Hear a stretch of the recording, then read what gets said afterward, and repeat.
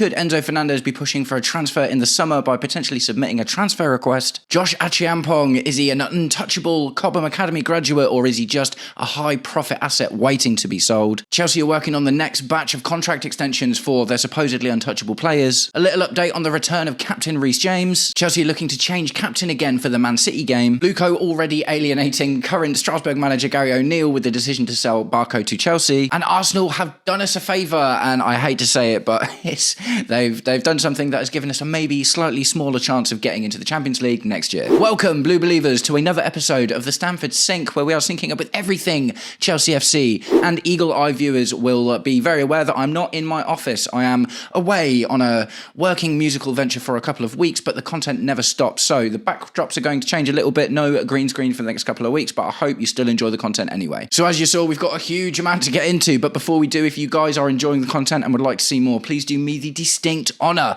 of liking and sharing the video, subscribe to the channel, or just roast me in the comments, whatever gets you through your day. Right, and we have got a huge amount of stuff to get into, so let's just crack on. So first up, Enzo Fernandez. It never stops, does it? We are always talking about Enzo Fernandez at the moment. Transfer News Live posted this tweet today. Breaking: Chelsea and Argentina midfielder Enzo Fernandez is preparing to submit a transfer request to pave the way for a summer move to Real Madrid. The 25-year-old has a dream, and that dream is to play for Real Madrid. On the international break, Enzo said, "I always tell my wife Valu that if I have to choose a city to live in Europe, I really like Madrid. It's very similar to Buenos Aires, and also because of the food." So there's loads of stuff that goes into this at the moment. It all starts with obviously the comments that he made on the international break about, this in particular, like, I really like Real Madrid as a city, and as much as some people have been like, oh, it's just a really innocent question, like, it's not, it's football. We all know the game, we all know how it works. So this is obviously developed with Enzo Fernandez being sanctioned for 2 games. He didn't appear in the Port Vale game, which was kind of a free hit anyway, because you probably wouldn't have expected him to, but also he's not going to feature in the Man City game. So this is getting slightly more complicated because recent rumours also suggest that the players, led by Ree James, have come forward to try and convince Liam Rosinia and the board to allow Enzo Fernandez to play in the Man City game, because obviously he's one of our better players and they do think he'd be a really important part of it. That has been denied, essentially. The sanction, the block, he's not going to play the Man City game.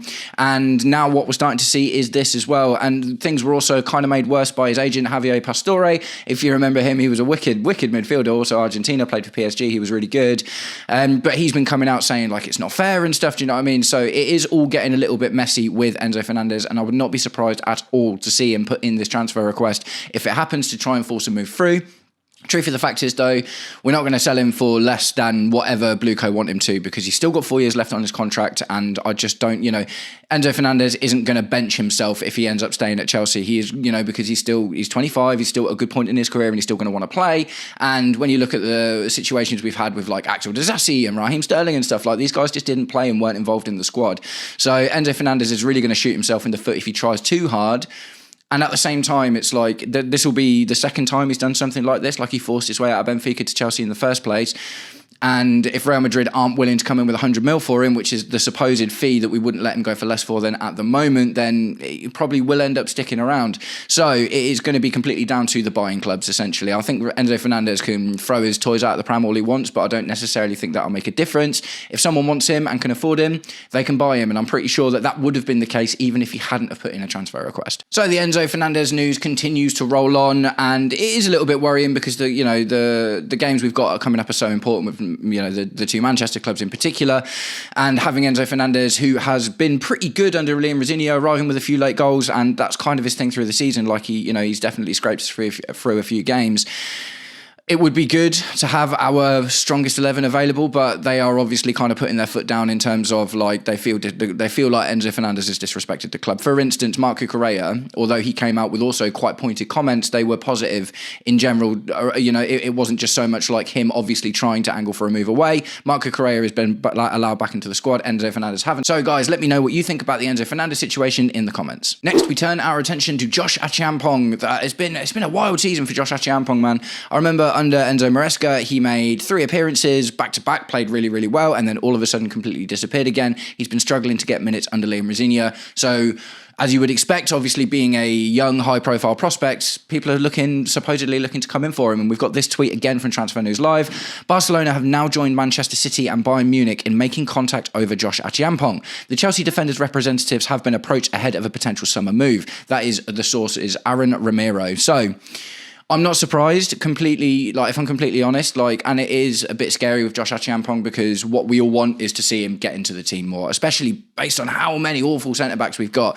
But I would much rather have seen Josh Acheampong getting minutes over the likes of Benoit Badiashile, Tosin Adarabioyo, even Mamadou Sarr to an extent. Do you know what I mean? Josh has been here, he's played in the Premier League, he's got more experience, but even with that, Mamadou Sarr seems to be picking up more minutes than he is at the moment. There was this whole conversation as well, wasn't there, about he's been playing at right back a bit, but he wants to be a centre-back, and you would have thought that these clubs are going to come in for him, probably would allow him to play in that position. And we're talking about some big hitters there, man. City, Bayern and FC Barcelona, if that is to be believed. Personally, if he can't get into the team yet for one reason or another, I would love to see him go on a loan to a Crystal Palace or something, who actually came in for him in January as well. I think he needs to start playing football at the end of the day because, yes, he is young, but he's got the talent and the ability, and he can definitely be fast-tracked, right? It's a difficult situation for us, I guess, because of where we are, and putting that pressure on Josh Acheampong to dig us out of this hole that we found ourselves in isn't necessarily the best idea. But one way or the other, Chelsea fans are going to riot if we sell Josh Acheampong. Now, the problem with that, huge amount of money, 30, 40 mil probably for a Josh Acheampong, just based on how things have been going in the transfer market for the last couple of years, and that's going to be pure profit because he is an academy graduate, but I absolutely don't support it. But just about 20 minutes before I started making this video, Chelsea Dodgers reposted from Bobby Vincent. Despite Josh Acheampong's lack of minutes, Chelsea club sources say there are no plans for him to be sold in the summer transfer window. So hopefully, do you know what I mean? Is that's obviously come out a fair few hours after the initial post from Transfer Live. So hopefully that is in response to the noise coming out and around Josh Acheampong. Like I say, I wouldn't hate to see him get a loan move because I think that he just needs game time one way or the other. Maybe he can come in and have, you think about Levi Colwill, for instance. He went out on that loan to Brighton and came in and got straight into our first team. I feel like Josh Acheampong is at that point now. He either needs to be getting minutes with us or he needs to go and get minutes somewhere else.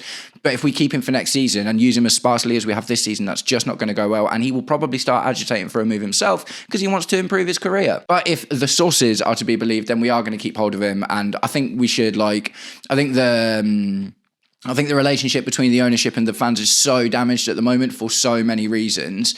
It's not even necessarily about keeping him would repair it, but it's just don't put any more chinks in the armour, man. Do you know what I mean? It's keep Josh Acheampong one way or the other. If you send him out on loan to get minutes or keep him in the squad. But if you keep him in the squad, you have to use him, but don't sell him. That's a terrible idea. Speaking of Levi Colwill, we'll move on to this next tweet that is pretty good news. Chelsea are working on other contract extensions. Initial talks have begun with Levi Colwill. So Levi Colwill wasn't necessarily in danger of getting sold just because he's been injured all season. Do you know what I mean? Obviously, he picked up, had a really great Club World Cup and was really important to us last season, played a huge amount of football, and he's the only player in the squad we've got that really is that confident in that kind of ball-playing centre-back position. We tried loads of other people doing it, and none of them are quite as good as Levi Colwill, for sure. But, it makes sense to be starting contract negotiations with Levi Colwill. 100% agree with that. But what I think the really promising thing from the tweet here is we are working on other contract extensions. In my head, I keep getting confused because there's so much going on. I thought Moises Caicedo had one, but I think that actually might not be the case. So hopefully soon, we are going to start seeing some of the players that we desperately want to stay around that need these contract extensions. Marc Cucurella, for me, being one of them as well. Trevor Chalobah also is in need of a contract extension because he's only got 2 years left on his deal, but I do have a feeling that he's going to be sold. But either way, just some noise to say we're looking to extend some of the contracts of these players that are really important is good news. And we'll move on to a little update about Ree James. Ree James could be back at the end of April, early May. So that's good. Obviously it's, a couple of weeks till maybe we start seeing Ree James again, and he can help us out with the final run in for the season, which is probably going to include some high pressure games in order to get Champions League football. It does seem like that's 100% where we're going to fall this season, much like we did last season. The worrying thing about Ree James is this injury that had him out was another hamstring injury. So it may well not be the case of he comes back straight into the team. It might be he gets drip fed back into the team, much like he was when he came back from his injury initially. Now, have they put him out for all of this time as a precaution? precaution to make sure that he heals properly. You know, I don't really know the severity of the issue or how bad it's been. You know, all we know is how long it's kept him out for. Ree James has been so important to us this season, and he's going to be so important if we want to get Champions League football. If we do end up making it into the FA Cup final, which is very possible being that we've been drawn against Leeds. Just a moment to talk about, well, not to talk about, but just to appreciate how lucky we are with our draws this season, by the way. It's absolutely outrageous, and that started with the Club World Cup as well.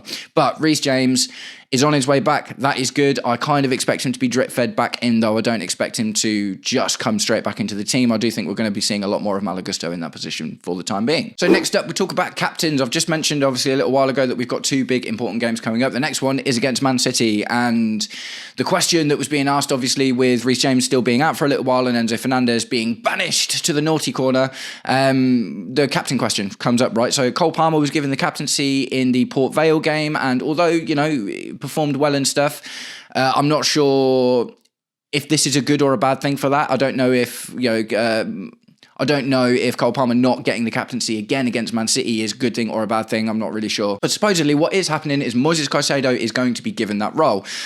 So it's difficult, isn't it? Because Enzo Fernandez is one of our more older and experienced players, as is Ree James at the end of the day. And Moises Caicedo is on the younger side of it and has displayed some impunity this season, I think it's fair to say, in terms of, you know, he's obviously loads of cards and stuff, and he can, you know, he can go in for a pretty rash challenge and a rash tackle and stuff as well, can't he? So I'm not 100% convinced about Moises Caicedo's leadership skills. He doesn't seem like the most vocal player. He doesn't seem like a particularly, you know, when he talks in interviews and stuff, he's quite calm and he's quite, you know, reserved and stuff, and that's fine. There's absolutely nothing wrong with that at all, but does that translate to leadership on the pitch in such a big game against Man City? Guys, let me know what you think in the comments. Who would you have captain in the Man City game? But it looks like either way it's going to be Moises Caicedo. And more Blueco news. Oh, mate.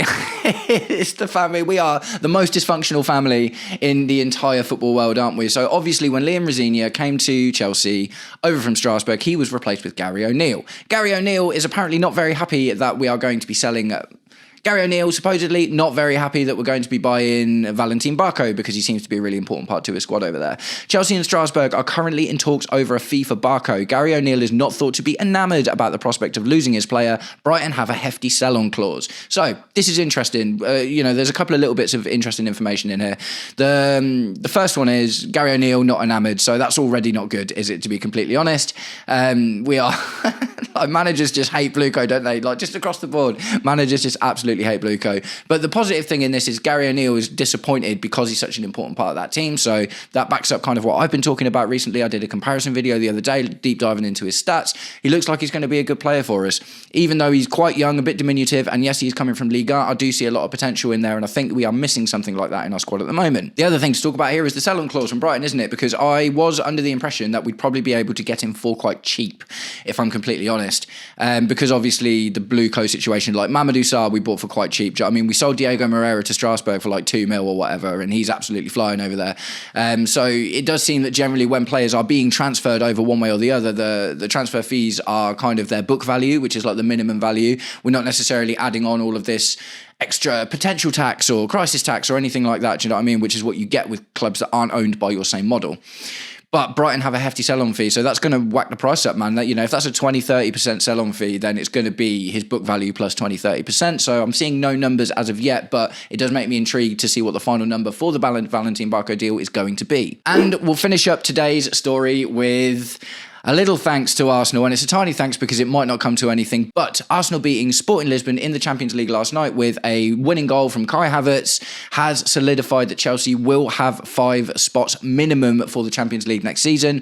That is the final game that we needed in order to have the best coefficient, which gave us the extra Champions League slot. So, official, the entire Premier League top 5 will qualify for next year's UCL after Arsenal's win today. At the moment, that is Arsenal, Man City, Man United, Aston Villa and Liverpool. So, there's a couple of interesting things about this because Aston Villa have been in pretty bad form recently, and it's not impossible to think they could slip out if we are able to have a particular good turnaround with the rest of the results, the rest of the fixtures that we've got, then we could get into that top 5. But the other way to look at it is if Aston Villa stay in the top 5 and win the Europa League, which is very possible, then top 6 becomes available. So there are kind of 2 ways really to look at about how we could get Champions League. I said this to Jan on Football Therapy when I did a collab with him the other day.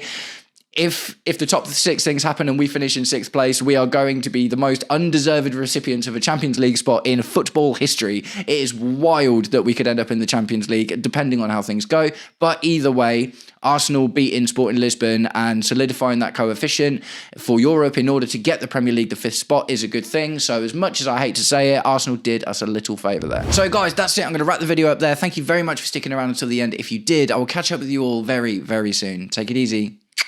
Peace.